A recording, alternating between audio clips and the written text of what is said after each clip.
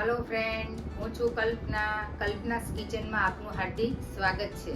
Hello friends, વ્રત ઉપવાસની અંદર આપણે સૂકી ભાજી તો ખાતા જ હોઈએ છીએ, પણ એક વખત આ શક્કરિયાની સૂકી ભાજી જો તમે ખાઈ ગયા તો દર વખતે આ જ શક્કરિયાની સિઝન ચાલુ છે ત્યાં સુધી તમે આ જ બનાવશો, એટલી ટેસ્ટી બને છે ફ્રેન્ડ્સ। તો એક વખત જરૂરથી ટ્રાય કરજો ફ્રેન્ડ્સ। તો ચાલો રેસીપી શરૂ કરીએ। હેલો ફ્રેન્ડ્સ, આજે આપણે બનાવીશું ટેસ્ટી અને હેલ્ધી શક્કરિયાની સૂકી ભાજી કે જે તમે વ્રત અને ઉપવાસની અંદર બી ખાઈ શકો છો। તો સૌથી પહેલાં આપણે એને બાફી લેવાના છે અને આગળનો જે આ ભાગ હોય છે એ આપણે રિમૂવ કરી દઈશું। 2 પીસથી પાડી દઈશું જેથી કરીને જલ્દી સ્ટીમ થઈ જાય। મેં કુકર લીધું છે, કુકરની અંદર આપણે મૂકી દઈશું અને થોડુંક આપણે પાણી એડ કરીશું અને 2 થી 3 જ વિસલ કરીશું જેથી કરીને વધારે છે એ બફાઈ ન જાય। 2 થી 3 વિસલ આપણે થવા દઈશું। શક્કરિયા છે આપણા સ્ટીમ થઈ ગયા છે, આપણે એને હવે બહાર કાઢી લઈશું।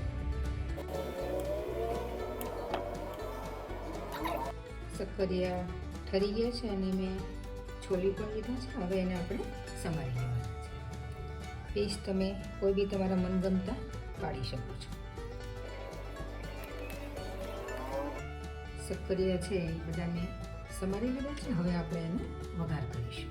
ગેસ ઉપર મેં એક પેન ચડાવી દીધું છે, મેં અહીંયા 2 ટેબલ સ્પૂન છે એ તેલ લીધું છે। તેલ ગરમ થઈ ગયું છે, મારી પાસે આ સિંગદાણા છે એ પહેલાં આપણે એને તળી દઈશું। સિંગ ચડાઈ ગયો છે અને આપણે બહાર કાઢી દઈશું। આ તેલની અંદર આપણે વઘાર કરીશું। મેં તજનો એક ટુકડો નાખ્યો છે, 2-3 મરી એડ કર્યા છે।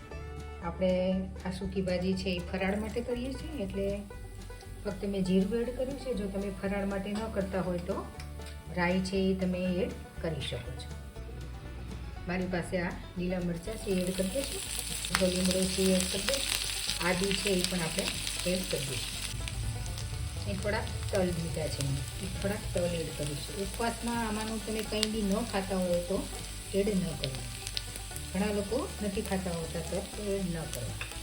થોડીક હલ્દી એડ કરીશું, હલ્દી ઉપવાસમાં તમે ન ખાતા હોય તો ન એડ કરવું। હવે આપણે શક્કરિયા છે એ એડ કરી દઈશું।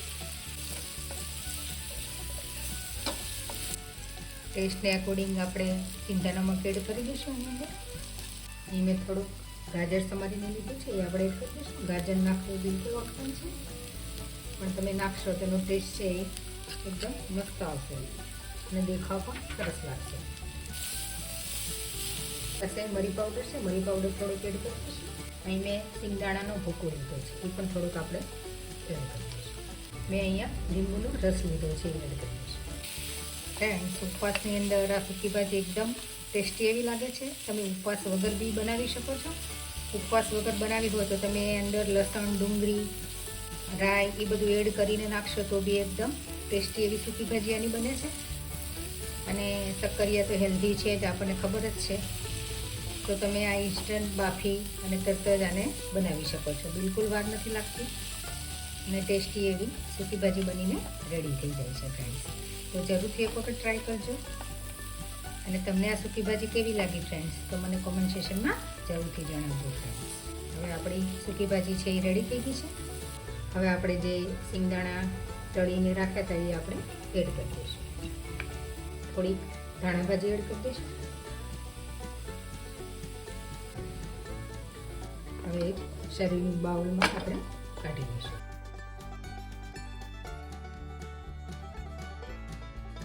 થોડીક ધાણા ભાજી છે આપણે ઉપરથી સ્પ્રિંકલ કરી દઈશું। ફ્રેન્ડ્સ, આપણી શક્કરિયાની ટેસ્ટી એવી સૂકી ભાજી બનીને રેડી થઈ ગઈ છે ફ્રેન્ડ્સ। તો તમે શક્કરિયાની સિઝન અત્યારે ચાલે છે ફ્રેન્ડ્સ, તો શક્કરિયાની સૂકી ભાજી જરૂરથી એકવાર ટ્રાય કરજો, બહુ જ સરસ બને છે। તમે મીઠી ખાઈ જશો તો બી એટલી મજા આવશે, એટલી બધી ટેસ્ટી બને છે ફ્રેન્ડ્સ। તો તમને આ રેસીપી ફ્રેન્ડ્સ કેવી લાગી તો મને કોમેન્ટ સેક્શનમાં ફ્રેન્ડ્સ જરૂરથી જણાવજો। તો મળીએ આવા જ નવા વિડીયો સાથે ફ્રેન્ડ્સ। તો બધા ફ્રેન્ડને જય શ્રી કૃષ્ણ, આવજો।